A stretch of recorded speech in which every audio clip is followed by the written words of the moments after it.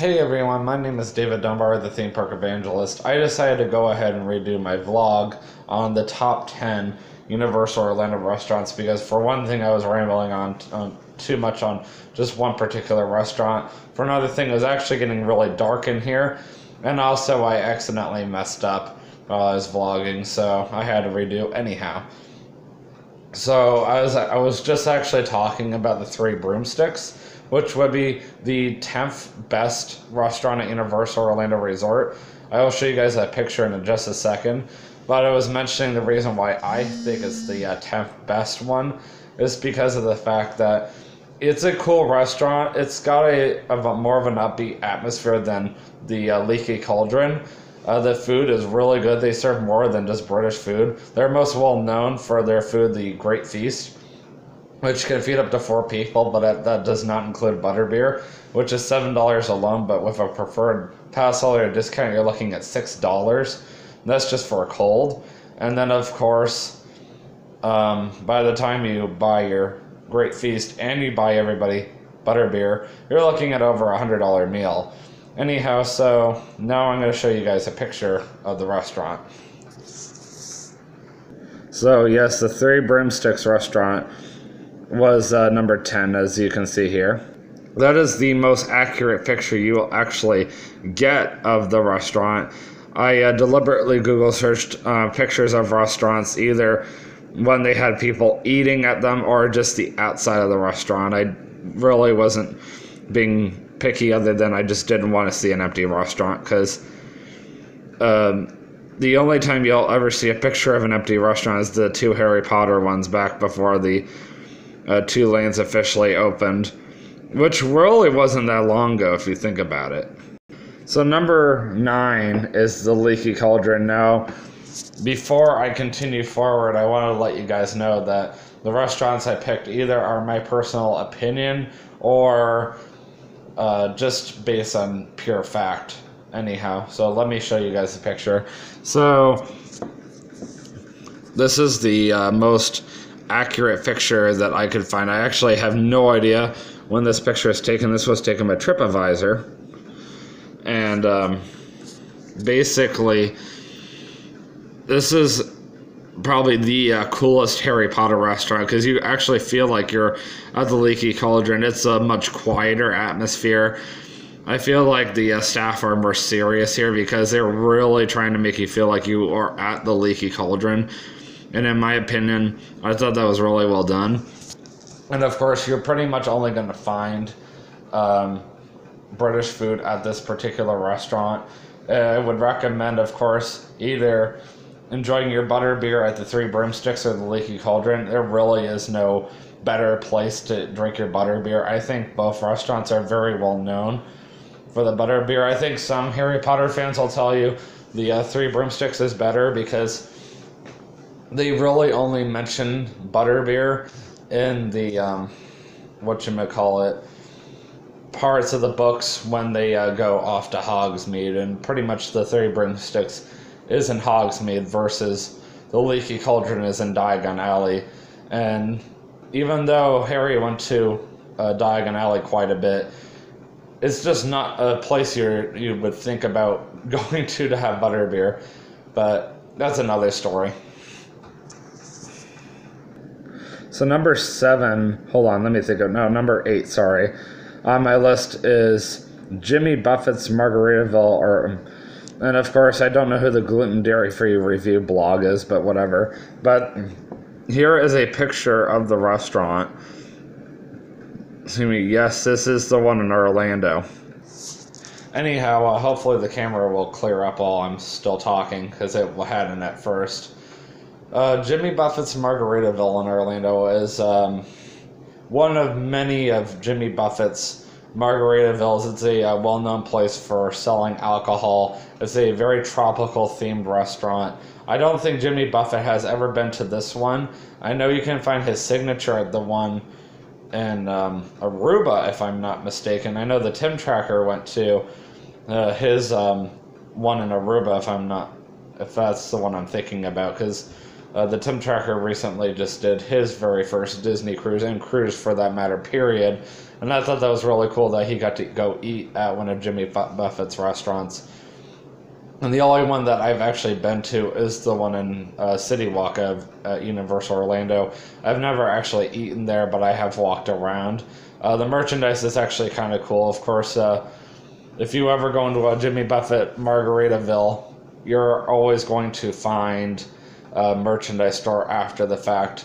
Universal does not actually own the rights to Jimmy Buffett's, but they sign a contract with Jimmy Buffett's Margaritaville to be able to sell their stuff. It's kind of the same thing with a lot of other restaurants, including the Voodoo Donut that they just opened not that long ago. That also is not actually owned by Universal. It is also a third-party company that exists worldwide and happened to make its way over to Universal.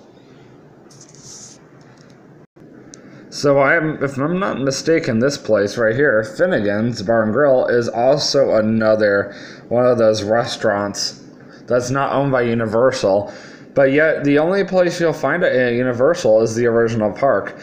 This place is hopping on St. Patrick's Day because this is actually a British bar, hence the little Irish symbol right there. And they're very well known for their alcohol. They have some really good dark beer, I've been told. I've actually seen quite a bit of guests coming out of that restaurant holding some dark beer.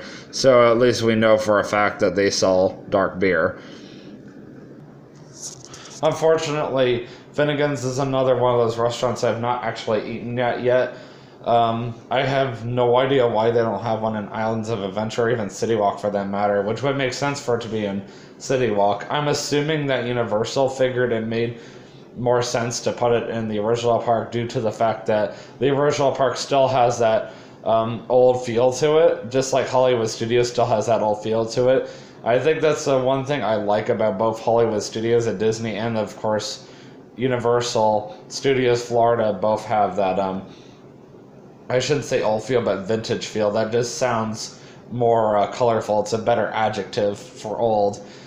Of course, Universal Studios Florida has more of a 1920s feel to it, and then Hollywood Studios has a 1930s through 1950s feel to it, which is kind of cool. So Hollywood Studios feels a little younger versus Universal Studios Florida has more of a vintage feel to it. And also, I've noticed that Universal Studios Florida has more 3D rides versus Hollywood Studios is leaning more towards trying to push the whole Toy Story and Star Wars agenda. Sorry, my arm shook there for a second. Anyhow, we're not here to discuss what's the difference between Universal Studios Florida and Hollywood Studios. We're here to discuss the top 10 restaurants of Universal Orlando Resort. So let's keep on going.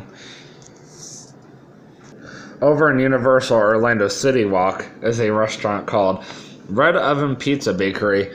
And this is more or less what you're going to find when you walk in. I apologize about the glare. The sun's shining down at a certain angle. Unfortunately, this is another one of those restaurants I've not actually eaten at, but I know for a fact that it's extremely similar to a pizza restaurant over at Disney Springs. I don't remember the name of the restaurant offhand, which is ironic because it was in my last Disney World discussion. But speaking of which, even though I can't remember, my top 10 Disney restaurants. So I'm going to leave a link in the description on the right, and that will take you right to my other discussion vlog on Disney. I've actually done 2 Disney ones so far, and now I'm doing my very first Universal one. I still have to do my quick service restaurant ones. Even though the Harry Potter restaurants are technically classified as quick service restaurants, I don't typically consider them quick service restaurants just because of the fact that they are set up more like a sit-down restaurant, even though you still have to go up to a counter and go get your food. So it depends on how you look at it, to be honest. But Red Oven Pizza Bakery, they make your pizza there for you, and that oven right there. And it's flame grilled. It tastes amazing from what I've been told. Definitely worth looking into going there sometime.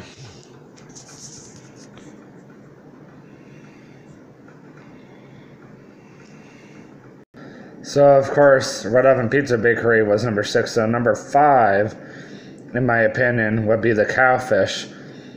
And this is a sushi burger bar in Orlando, and that's actually what the outside of the restaurant looks like. The Tim Tracker would disagree with me that the Cowfish should be number 5. He would probably say it needs to be up higher because it is his personal favorite restaurant at Universal Orlando Resort. If you guys remember when he used to live in his first home, he used to have a picture of the Cowfish on his wall, and that's how I knew how much he loved the Cowfish. So that's where I got that fact from. And if he ever happens to see this, which I highly doubt it, he would probably say, yeah, David, I can't disagree with you. I don't actually care if people call me David or the theme park evangelist. David probably would be easier to say than the theme park evangelist. Whenever people see me vlogging at Universal or Disney, and I tell them my YouTube name, they're like, what was it? I actually bumped into, oh my goodness, what was his name? I'm trying to remember. I just saw him. I'm going to make sure I hadn't stopped vlogging. I'm going to try to look it up, so bear with me. I wonder if I can look it up under my description here. Maybe if I put down a J. I think it was this one. I don't know for sure. No, it was not. I know I bumped into a YouTuber not that long ago, and he said that he would feature me in one of his YouTube channels. Hold on, let me look at my subscriptions, so I'll keep you with me for now. Here's a way to look at it. I'm going to go under my subscriptions, and I'm going to look at it that way. I know it's under J. Oh, there it is. Yes, JoJo's World. JoJo's World was at Hollywood Studios back on Wednesday. And he said that he would feature me in his Hollywood Studios vlog. So I don't know if he has posted it. It looks like it. It actually does look like it. It says J. Cole Middle Child Dance Freestyle Dancing. It's 3 minutes and 56 seconds. I have no idea if that's also including the part where he's in the rock and roll gift shop. For all I know, he might have posted that part, and where Disney Channel stars exciting things happening. I don't know. He's not very popular, but hey, the fact that I was featured in somebody else's vlog helps a lot, and the fact that he has 468 subscribers too. So that's a really good thing. Anyhow, let me pull up my next one, which is Bubba Gump.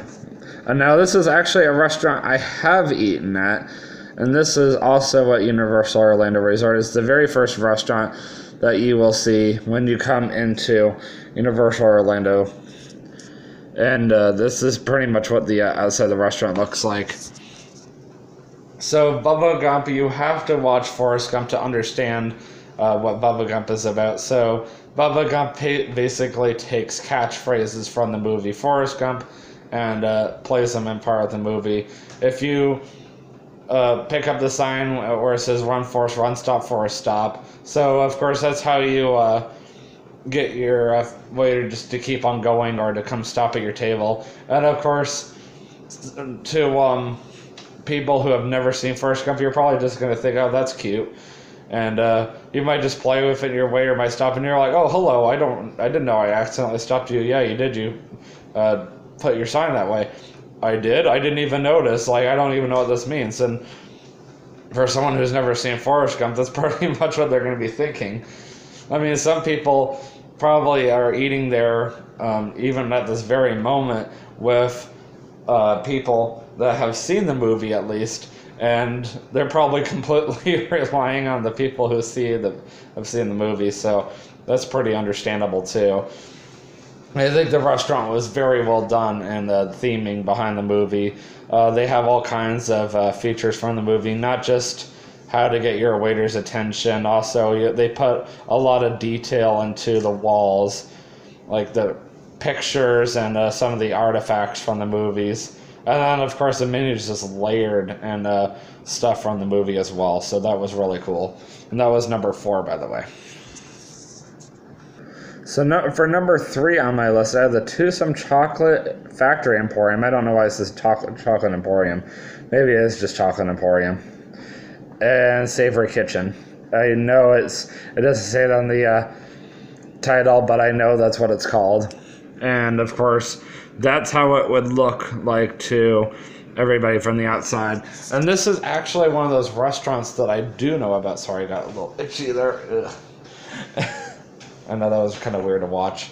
Anyhow, so the Toothsome Chocolate Emporium and Savory Kitchen, I have only had some milkshakes from, but I've never actually officially eaten there. But the restaurant has a really cool 1920s kind of pump feel to it. I should say 1920s. I don't remember exactly what it's called. It's just a 1920s feel. We'll just go with that. I know that there's an actual fancy name for it. I just can't remember the name for the life of me. But I think the theme is really cool. It was supposed to be a Willy Wonka Chocolate Factory themed restaurant, but that never actually happened. So they kind of just went to the 1920s themed kind of restaurant. And then, of course, oh, my brother's kitty is right next to me. And of course, the milkshakes, as you can see, there he is right there. Milkshakes are extremely fancy looking. They taste pretty good, but they actually look nicer than they taste. Of course, if you have ever seen one of their milkshakes, in fact, I'll pull up a picture in just a second. They look like they're full of calories, and I wouldn't be surprised if they actually are. So give me 1 second, I'll pull up a picture of one of their milkshakes. So here's a few other milkshakes. But what you're looking at right now is actually the red velvet cupcake milkshake. It's kind of hard to tell because it's kind of dark in here, even though I turn on a light. But as you can see, they put the base of it is strawberry ice cream. Oh, I'm pretty sure that it is. I know that's definitely a red velvet cupcake. Maraschino cherry, whipped cream, some sprinkles. That is not actually, I don't think that's a noble straw. I think if I remember correctly, it's a chocolate straw, so it might be edible. And then, of course, more whipped cream with sprinkles. And then you actually get to the legitimate milkshake itself. And that's why they look like they're full of calories. So before I reveal number 2 to you, I wanted to mention that was just a few of them. Of course, they have others, but I don't want to spend a ton of time talking about the Toothsome Chocolate Factory Emporium, so I'm not going to go into it. But I will mention that if I were you, I would definitely go to the Toothsome Chocolate Factory Emporium and get yourself one of those milkshakes. I see people getting them all the time. Yes, you may bring the milkshakes into the parks. You can actually throw the cup away once you're done with it. It looks like it's glass because of how fancy looking it is, but it's actually just plastic. Trust me on it. It just feels that way because of the fact that it's full of cold liquid. But once you go through the entire milkshake, you'll discover it's actually plastic. So you're going to reveal or see number 2 in just a second. Let me pause it, and then you'll see it. So this is the Hard Rock Cafe at Orlando. There are actually several of them. This is also another third-party company that is also affiliated with Universal. And as you can see, it has a ginormous screen, and it is a pretty big restaurant. I've also had the privilege of eating at this restaurant, too. The Hard Rock Cafe is kind of cool because of the fact that it's one of those restaurants that a lot of famous people go to. Even Jay Leno's been there to do his comedy stuff. But it's also one of those really cool restaurants where you can see a lot of 80s memorabilia. It's more well known besides the fact that for its 80s memorabilia and also as a place to go see live bands and live comedians like David Cross. but also it's specifically more well known for their alcohol. So, of course, when my brother went there for his 21st birthday, you would think he picked the right place to go have an alcohol party. And the manager was quite surprised when he dropped by the table and there was no alcohol on the table. And they had alcohol up the yin-yang, so he made a little bit of a fuss about it. A joking fuss, but still. I thought it was hilarious, but that's me. But anyhow, to kind of wrap up this restaurant, the food is really, really good. I was very surprised how well themed it was. There was so many different 80s memorabilia all over the walls. It was definitely the kind of place I could see my brother eating at, because he's like really big on that kind of stuff. I know he has never actually been featured individually on one of my vlogs.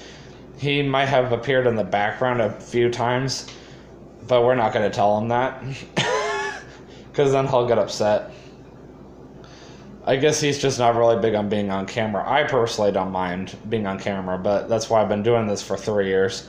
Anyhow, get your drum roll going. It's hard to do it with one hand, because we're going to reveal number 1 in just a second. Well, I'm going to anyhow. Because number 1 is Mythos. As you know, this restaurant is over at Islands of Adventure.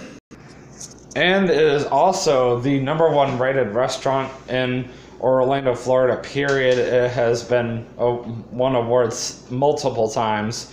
I have never actually had the privilege of eating there yet, but I've heard many great things about it. It's probably a mythological restaurant. Wouldn't be surprised considering it is in the lost continent of Islands of Adventure.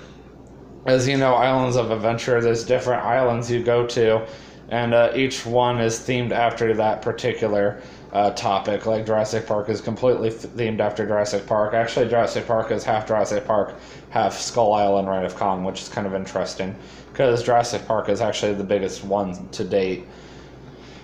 But Mythos is one of the most unique restaurants. I've heard it's probably pretty expensive. I've heard the customer service there is outstanding, and probably also why it's so good. Plus the fact that their food is extremely good. I wouldn't be surprised if it was Greek either. And I've heard a lot of good things about Greek food. I've actually had some Greek food at the Food and Wine Festival at Epcot. But that pretty much wraps up my list. That was another one of those 20 plus minute vlogs, but it was so worth talking about. I do want to get some lunch in me if I do get around to my other 2 at-home vlogs. Before I leave for work, I will. Otherwise, I'll just do it when I get back home. But I will see you guys in the next vlog. Always remember, you can do all things through Christ who strengthens you. Have a great day. Peace out.